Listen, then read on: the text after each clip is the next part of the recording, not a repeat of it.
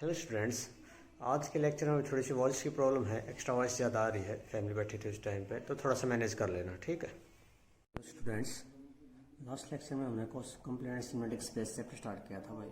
उसमें हमने causal sequence की डेफिनेशन हो गई थी और थ्योरम हो गई थी, उस पर बेस हमारा एक एग्जाम्पल था। तो नेक्स्ट क्या है भाई, वो कर रहे हैं हम कि every convergent sequence in symmetric space is a causal sequence but conversion is not be true. क्या है भाई इसका मतलब कि जो कन्वर्जेंट सीक्वेंस होगी सिमेट्रिक स्पेस के अंदर, वो तो किसको इम्प्लाइज करेगी भाई, कॉसल सीक्वेंस को। यानी अगर कोई कन्वर्जेंट सीक्वेंस है, इसका मतलब क्या है भाई, वो कॉसल सीक्वेंस। बट जो कॉसल सीक्वेंस है ना भाई, वो जरूरी नहीं है कि क्या हो भाई, कन्वर्जेंट हो सिमेट्रिक स्पेस के अंदर, ठीक है। तो देखिए प्रूफ क्या कहता है इसका। एक्स टी कोई सिमेट्रिक स्पेस है भाई, इसका ए एन कोई भी क्या ले ली भाई, कन्वर्जेंट सीक्वेंस ले ली, कन्वर्जेंट सीक्वेंस इन एक्स। और अगर कन्वर्जेंट है तो limit n tends to infinity a n किसके इक्वल हो जाएगा, ए के। तो फिर क्या होगा, for epsilon greater than 0 there exist a positive integer n not such that d of A n comma a किससे लेसन होगा भाई, एप्सिलॉन से, या एप्सिलॉन बाय 2 ले रहा हूँ, for all n greater than equal to n not. लो भी कॉसल सीक्वेंस की डेफिनेशन पढ़ी थी भाई हमने कल, क्या थी कि ए एन और ए एम के बीच का डिस्टेंस लेस देन एप्सिलॉन था for all n m greater than equal to n naught के लिए। तो यहाँ क्या हो जाएगा, देखो डी ऑफ ए एम लेकर इसको पढ़ाएंगे, ए एन और A M less than equal to, ये हमने दिखाना। हाँ भाई ए एम किससे लेस होना चाहिए, एप्सिलॉन से। तो डी ऑफ ए ए पर तोड़ दो भाई, प्लस का D of A comma A M. अब ये भी किससे लेसन है, एप्सिलॉन बाय 2 से। ये भी किससे लेसन हो जाएगा, एन की जगह एम ले लेंगे, ये भी क्या हो जाएगा, एप्सिलॉन बाय 2 से। तो डी ऑफ ए एम किससे लेसन हो गया, epsilon for all n m greater than equal to क्या हो जाएगा, एन नॉट, ठीक है भाई। तो बस तो हम कन्वर्जेंट सीक्वेंस लेकर चले थे, क्या बन गई, कॉसल सीक्वेंस बन गई, ये हमें दिखाना था। Hence A N is a Cauchy sequence, ठीक है। नेक्स्ट क्या दिखाना भाई, every Cauchy sequence need not be convergent, ये दिखाना हमने। तो क्या कराएंगे, देखो एग्जाम्पल से दिखाऊंगा भाई। हम इसको एक क्यू ले लिया भाई, रेशनल नंबर का सेट ले लिया, यूजुअल मेट्रिक स्पेस डिफाइन कर दिया हमने।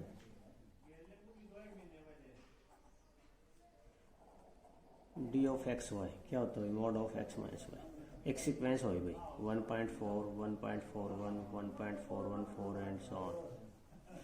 फाइनाइट डेसिमल है भाई, फाइनाइट डेसिमल्स पता है किसको कन्वर्ट करेंगे भाई, √2 को। पर √2 क्या हमारा रैशनल नंबर है, वो तो इरेशनल नंबर है, ठीक है। तो कन्वर्ट नहीं करेगा भाई, तो इसलिए क्या हो जाएगा भाई, क्यों के अंदर कन्वर्ट नहीं किया, ये causal sequence in Q but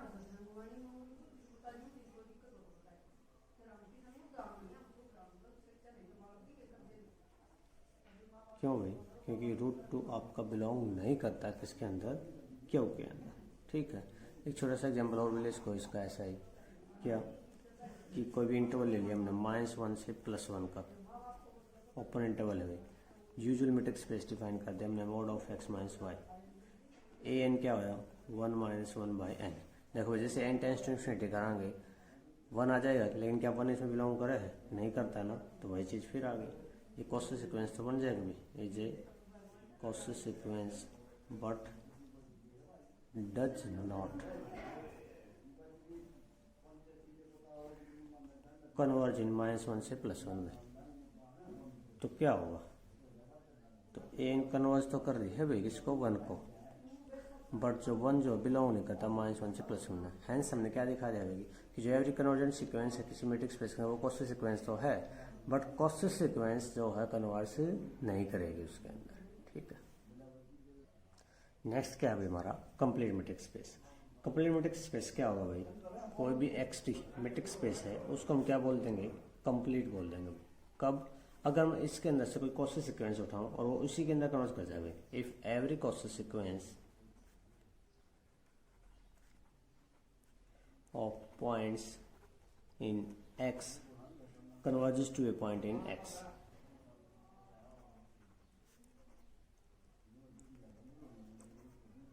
ठीक है भाई, यानी कि इसके अंदर से कोई क्वेश्चन सीक्वेंस उठाओ वो इसी के अंदर कन्वर्ट कर जाए तो वो हमारा क्या हो जाएगा, complete matrix space. Usual matrix space हमेशा क्या होता है भाई, complete. Usual matrix space R the real number पे जो होगा वो क्या बनेगा, कंप्लीट। Complete metric space. और सेकंड जो स्पेस ऑफ कॉम्प्लेक्स नंबर है भाई,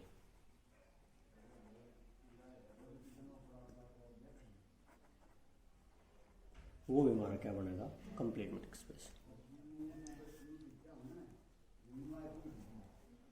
नेक्स्ट एक एग्जांपल करेंगे भाई हम। एग्जांपल क्या भाई हमारा, show that every trivial discrete metric space is complete metric space. तो क्या होगा देखिए भाई, डिस्क्रीट मैट्रिक स्पेस को हमने क्या दिखाना, कंप्लीट। एक्स डी कोई भी ट्रिवियल मैट्रिक स्पेस ले लिया भाई, डिस्क्रीट मैट्रिक स्पेस को मैंने डिफाइन कर दिया। क्या होता है भाई, अगर पॉइंट इक्वल हैं तो डिस्टेंस क्या होगी, 0, और अगर अनइक्वल हैं तो पॉइंट क्या होगी, 1। तो ए एन कोई भी कॉस सीक्वेंस लेकर चल पे भाई, let A N be a Cauchy sequence in X. ठीक है भाई, इसको पार्ट कर देता हूँ मैं। तो डेफिनेशन लगा देंगे, क्या होता है, D of A N A M less than epsilon for all n m greater than equal to n naught. Let कर लिया भाई, एप्सिलॉन की वैल्यू मैंने क्या ले ली, 1/2 ले लो। तो D of A N A M less than 1/2 for all n m greater than equal to n naught. Less than 1/2 है भाई, कोई भी नंबर ले लो, तो डिस्टेंस 0 से ज़्यादा तो नीचे जाएगा नहीं, तो इक्वल टू क्या ले लेंगे, 0 ले लिया भाई मैंने। Equal to distance between N and 0 कब आया भाई, A and B, if and only if A equal to B. तो ए एन इक्वल टू क्या हो जाएगा, A M, but A N equal to क्या है भाई, ए एम। तो ये क्या होगा, मान लिया कि किसको कन्वर्ट कर रही है भाई, ए को। ठीक है, इन अदर वर्ड्स जो ए एन है किस फॉर्म के होगी भाई, A1 A2 A3 and so on, लेकिन किसको कन्वर्ट करिए, ए को। तो कुछ टर्म्स के बाद क्या आ जाएगा, रिपीट होने लग जाए टर्म ए पर। ठीक है भाई, तो constant from some term onwards, कुछ टर्म के बाद क्या होगा, सेम नंबर रिपीट होने लगा, तो इसका मतलब किसको कन्वर्ट कर रही है, वो ए को कन्वर्ट कर रही है भाई, विच क्लियरली कन्वर्जेस टू ए। कुछ टर्म के बाद क्या होने लगे भाई, रिपीट होने लगे भाई, टर्म सेम आने लगी, तो इसका मतलब क्या हो जाएगा, which is clearly converges to a. और ए किससे बिलोंग कर रहा है भाई, एक्स से। तो कॉस से सीक्वेंस उठाई थी, उसी के अंदर कन्वर्ट कर गई, तो क्या बन जाएगा, कंप्लीट बन जाएगा। और यही हमने दिखाना था भाई। सेकंड एग्जांपल है एक ऐसा ही, क्या है भाई, अगला example, show that the space 0 1 with usual metric space is not complete।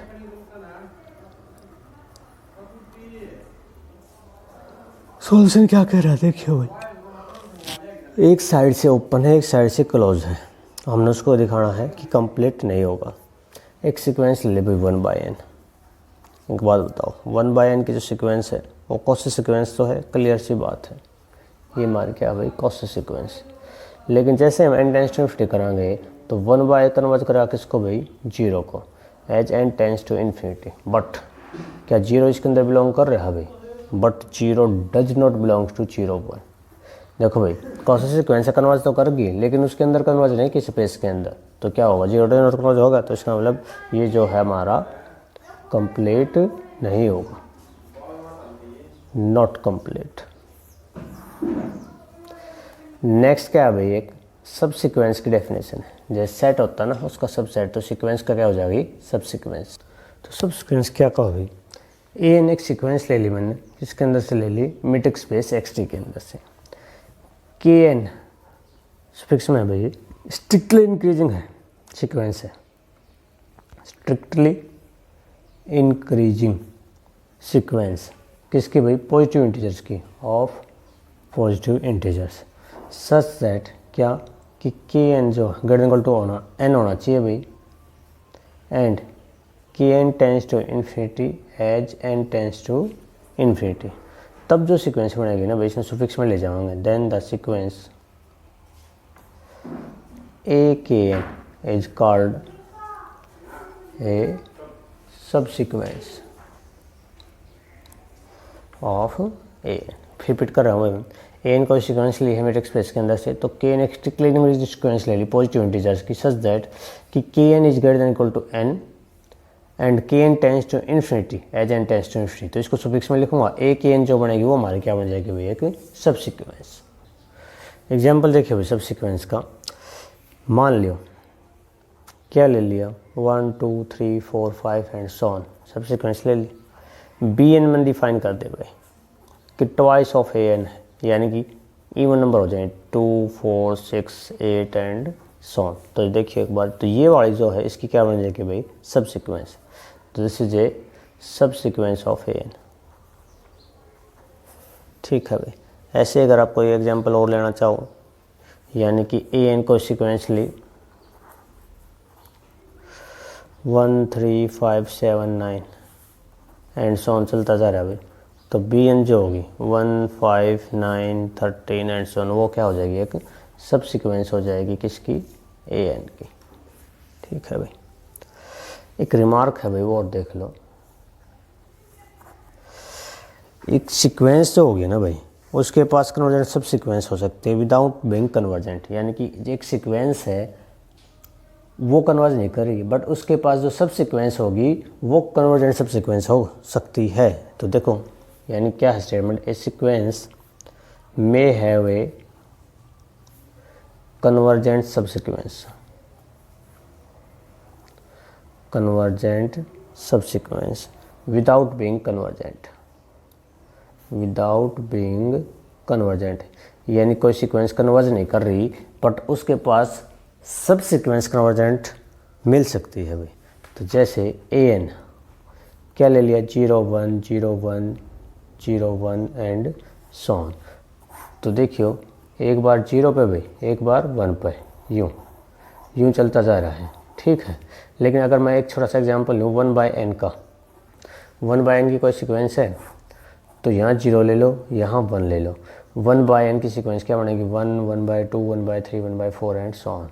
तो 1 बाय 2 यहाँ होगा भाई 1 बाय 2, फिर 1 by 3 1 by 4 1 by 5 and so on. किसी तरफ कन्वर्ज कर रही है, 0 की तरफ कन्वर्ज कर रही है ना, लेकिन यहाँ तो ना तो 0 की तरफ ना 1 के पास, ये दोनों तरफ जा रही है तो इसको हम कन्वर्ज नहीं कर रही।